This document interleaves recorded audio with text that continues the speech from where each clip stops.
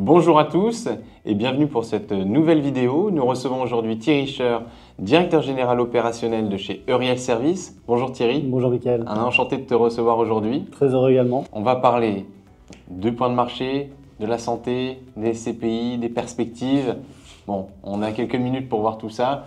Commençons par un point de marché. Qu'est-ce que tu peux me dire sur le marché de la santé? Alors en effet, donc, en ce qui nous concerne, donc, avec la SCPI Pierre Santé, comme son nom l'indique, on est focalisé que sur la santé. Donc on ne sait faire que ça, mais je pense qu'on le fait pas mal. En fait, le secteur de la santé a montré qu'il était assez résilient. Alors c'est un mot un peu à la mode, un peu galvaudé, mais néanmoins je pense que c'est important parce qu'on est sur des fondamentaux qui sont extrêmement solides et qui sont de nature plutôt acyclique. Certes, on ne néglige absolument pas, on n'est pas dans le déni d'un marché immobilier qui s'est tassé, qui a reculé même. Donc ça a tabassé un peu sévère en 2023. Mais c'est vrai que ça l'a fait un peu moins sur le marché de la santé parce que la santé, ça concerne tout le monde. On aura toujours besoin de consommer de la santé. J'aime pas trop ce terme de consommation non plus, mais c'est bien ça. Donc on doit héberger des personnes âgées dépendantes, des personnes handicapées. On doit accompagner également l'hospitalisation privée. En ce moment, c'est très en verve, etc. On doit accompagner également la façon de fonctionner de la santé qui est différente aujourd'hui. Je pense notamment aux hospitalisations de jour. Aujourd'hui, la chirurgie ambulatoire, c'est 60% des actes. C'était moins de 20% il y a 6-7 ans. Donc, ce sont des évolutions importantes qui ont un impact sur les infrastructures. Et comme nous, on rachète le foncier, effectivement, il y a de quoi faire.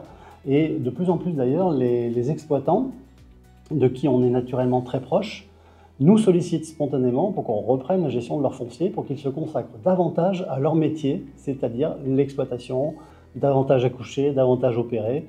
Et finalement, c'est ce qu'attendent aussi tout un chacun, notamment la société avec un grand S. Et donc, acteur incontournable de la santé, rien que la santé, effectivement, sur cette SCPI. France, Europe, même hors Europe, est-ce que tu as des exemples, on va dire, un peu qui sortent de l'ordinaire quand on est un simple investisseur, au sens positif du terme, français? Oui, bien sûr. Alors, effectivement, pour nous, on a une telle exigence dans notre cahier des charges, on ne veut pas acheter n'importe quoi. Encore une fois, on veut être vraiment en relation de proximité avec l'exploitant. On veut comprendre son modèle et on veut acheter des actifs de très grande qualité. On s'est vite rendu compte que le terrain français ne suffisait pas. Non pas qu'on n'aime pas la France, mais si on voulait exercer notre jeu, il fallait vraiment repousser les frontières. Donc on est vite allé en Allemagne d'abord. Puis après, la France et l'Allemagne sont devenues un peu trop chères, donc on a étendu sur l'Europe continentale, puis sur l'Europe Royaume-Uni. Et enfin, on n'a pas hésité, si j'ose dire, à traverser l'Atlantique pour aller investir au Canada aujourd'hui, qui est une économie à la fois extrêmement solide, extrêmement robuste, avec une qualité de signature très forte et avec des besoins d'équipement. D'ailleurs, c'est un leitmotiv dans tous les pays dans lesquels on est investi, 9 pays aujourd'hui, où on a donc 256 actifs, donc c'est quand même assez considérable. Eh bien, le leitmotiv, c'est effectivement qu'il y ait ce déficit d'équipement, et on est aujourd'hui devant ce mur, en quelque sorte. Il y a trop de demandes et pas assez d'offres en matière d'équipement d'établissements de santé. Et donc, quand on investit en dehors de la France, en Europe et même parfois donc au Canada, quelle est la particularité, par exemple, des baux? Alors, en effet, c'est vrai qu'en France, on connaît la durée des baux, donc les 369 pour les particuliers, on est sur du 12 ans renouvelable, 9 ans pour des entreprises notamment. Ce qui est assez incroyable et très créateur de valeur dans le temps, c'est qu'au Royaume-Uni, on est sur des baux fermes de 25 ans. Au Canada, on a signé un bail ferme de 30 ans. Oui. Donc on a cette visibilité et cette durée pour nous, qui est de pouvoir travailler en bonne intelligence avec l'exploitant, pouvoir l'accompagner, parce que c'est bien ça le maître mot. On n'est pas en train de dire tiens, ce locataire, on va lui mettre la pression pour qu'il nous paye le loyer vraiment absolument tout de suite. Non, c'est l'accompagner dans le temps pour qu'il puisse vraiment créer de la valeur dans le temps également.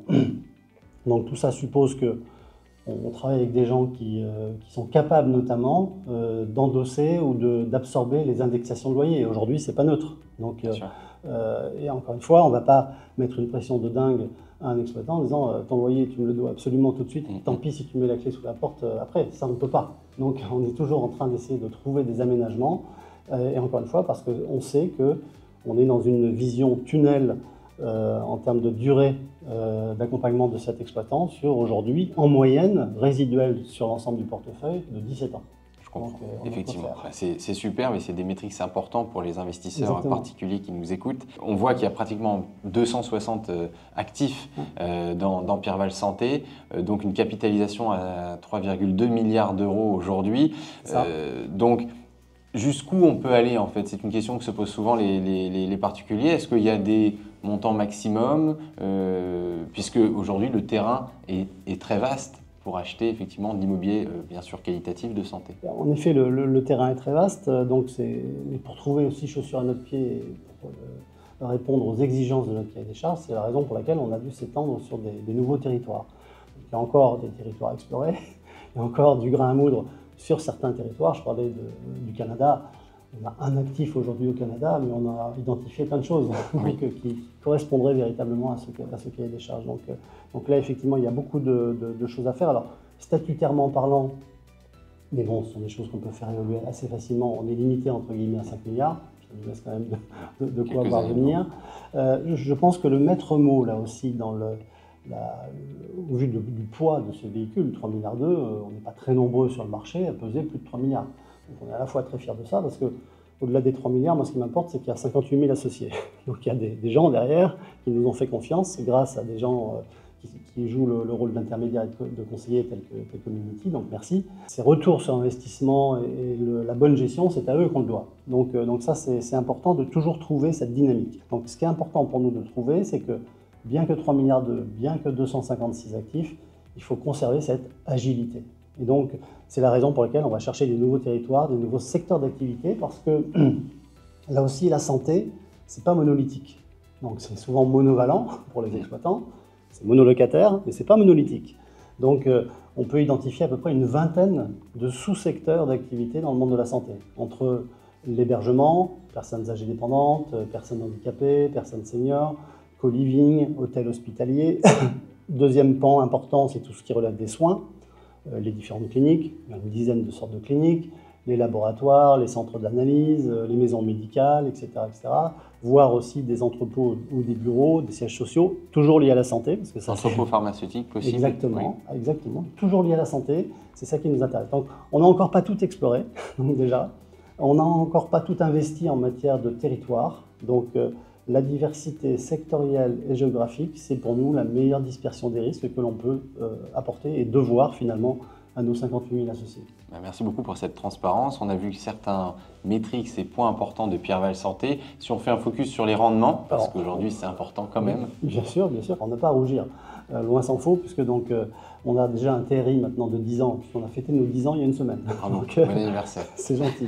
Mais on est très, très content effectivement de ce parcours. Ce qui est plus remarquable en matière publicitaire, si j'ose dire, au marketing, c'est ce qu'on appelle le taux de distribution, donc qui est le rendement que l'on peut afficher à un instant donné.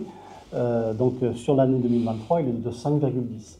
Alors, soyons clairs, les performances passées ne préjugent pas des performances futures, mais moi j'aime bien dire que les compétences avérées passées vont peut-être présager des expertises futures. Donc ça veut dire que si on a pu faire ça pendant autant d'années, je pense qu'on peut avoir confiance sur la façon dont on abordera les choses dans les années à venir. Donc aujourd'hui, un 5,10% de taux de distribution. Alors, le taux de distribution, pour les personnes qui nous écoutent, c'est un taux brut de toute fiscalité. Or, comme nous sommes aux 3/4 investis dans des pays étrangers, on paye la fiscalité, on paye une fiscalité sous forme de prélèvement libératoire dans chacun des pays dans lesquels on est investi. En revanche, et c'est pas neutre, on est affranchi des prélèvements sociaux de 17,20% au passage. Donc, dans les 5,10%, c'est pas ça qu'on va présenter à l'impôt sur le revenu pour la personne qui nous fait confiance et qui épargne chez nous. Donc, il y a un calcul assez savant, mais pas compliqué, mais savant. Pas compliqué, mais savant. Mais on est en pleine période fiscale, donc les gens parfois peuvent s'arracher les cheveux. Ne vous inquiétez pas, ça s'est toujours bien passé. On a toujours bien accompagné les épargnants sur ces sujets, donc il n'y a pas d'erreur. Mais en tout cas, soyons rassurés, c'est pas ces 5,10% qui vont générer de l'impôt sur le revenu. Donc il y a une partie seulement. Donc c'est vrai que c'est l'avantage entre les SCPI qui sont à l'étranger. Qui investissent à l'étranger, absolument, voilà. Ça fait partie de nos atouts, c'est-à-dire qu'on a une fiscalité qui est moindre déjà dans les pays que l'on choisit, et ensuite elle va venir se défalquer du revenu qui va être, ou de la recette qui va être présentée par le contribuable à l'impôt en France. Donc on a ces avantages-là qui sont effectivement pas du tout négligeables. Bah oui, donc plus de 5%. Ce qu'on pourrait dire comme perspective, parce que c'est un peu compliqué de sortir du chapeau un rendement, c'est pas du tout l'objectif de cette question, c'est plutôt de se dire, on a eu de l'immobilier qui a baissé, donc question sur la perspective de la capitalisation et la valeur de reconstitution. Va-t-elle rester, va-t-elle baisser ou augmenter suivant vos analyses? Et puis, on voit également que les nouvelles acquisitions que l'ensemble des acteurs peuvent faire ont des loyers qui sont un peu revalorisés, forcément. On achète aujourd'hui parfois à plus de 7% de rendement. Donc, plutôt une perspective d'analyse sur le prix de reconstitution, aujourd'hui qui est pratiquement égal au prix d'acquisition, pratiquement plus ou moins de 2%. Moins 2%. Voilà. Bravo. Et j'ai bien révisé. Et plutôt par rapport donc au potentiel du loyer, est-ce qu'il va rester plutôt flat ou non? Alors, le prix de souscription, effectivement, c'est toujours un exercice intéressant mais difficile, parce que ça suppose que l'on conjugue toutes les expertises. Et comme on est investi dans 9 pays, donc forcément on conjugue tout ça, c'est pas toujours évident. C'est un exercice intéressant. Donc le prix de souscription a été maintenu, alors que, n'ayons pas la mémoire trop courte, on avait revalorisé le prix de souscription de 2% fin 2022. Donc on est resté droit dans nos bottes, on n'est pas revenu en arrière, on n'est pas dans le déni de cette décision-là. Et en effet, notre valeur de reconstitution, qui est finalement la valeur, si on devait tout remettre valeur vénale. Exactement, si on devait tout recommencer à zéro sur nos 256 actifs, 3,2 milliards, qu'est-ce que ça coûterait ou qu'est-ce que ça vaudrait? Eh bien aujourd'hui, effectivement, on est dans un écart de moins 2,16% très exactement. Donc on se situe dans le tunnel de plus 10, moins 10, qui est la réglementation, qui est assez bien faite, j'admets, puisque donc on a des garde-fous un petit peu partout. Donc là aussi, les épargnants peuvent être rassurés. Au-delà de la qualité de gestion, on a l'autorité de tutelle qui vérifie qu'on soit bien dans ce tunnel-là et dans le respect de ces règles.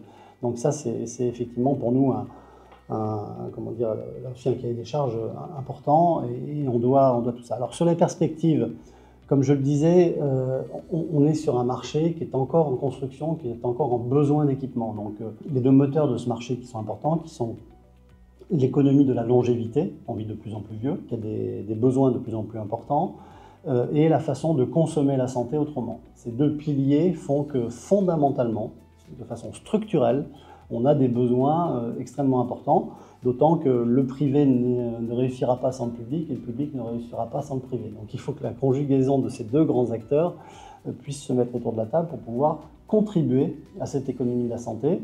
Et en ce qui nous concerne, on a vraiment l'impression, et c'est même traduit dans les faits, de contribuer à une meilleure économie de la santé parce qu'on va chercher notamment des actifs qui aujourd'hui d'ailleurs sont plutôt des actifs neufs, donc qui ne vont pas se détériorer dans les quelques années à venir, donc moins de travaux, donc plus de valeur embarquée.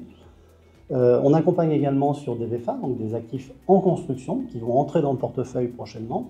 Donc là aussi, on pourrait se dire, mais finalement, on ne fait pas la chasse au rendement immédiat. Non, non, en effet, on ne fait pas la chasse au rendement immédiat. En revanche, on s'intéresse beaucoup à ce que l'on crée de la valeur future pour l'ensemble du portefeuille pour les années à venir. Puisque il faut se rappeler que nos amis épargnants te font confiance et nous font confiance sur des durées moyennes de 22 ans.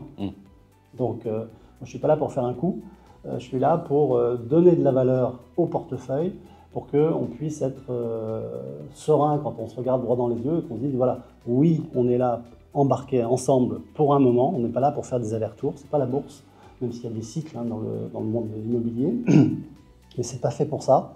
Et donc, ce qu'on veut encore une fois, c'est avoir cette belle visibilité à très long terme pour pouvoir apporter toujours la même philosophie de gestion autour de la santé, avec ces actifs qui ont des durées de baux très très longues. Extrêmement longues. Exactement, et qui nous permettent donc de raffermir cette relation de proximité et de confiance finalement avec l'exploitant. Merci beaucoup Thierry pour cette interview en pleine transparence, toute transparence. Vous pourrez retrouver donc cette interview sur notre page YouTube et bien entendu la SCPI Pierre Val Santé sur votre espace particulier. Merci beaucoup.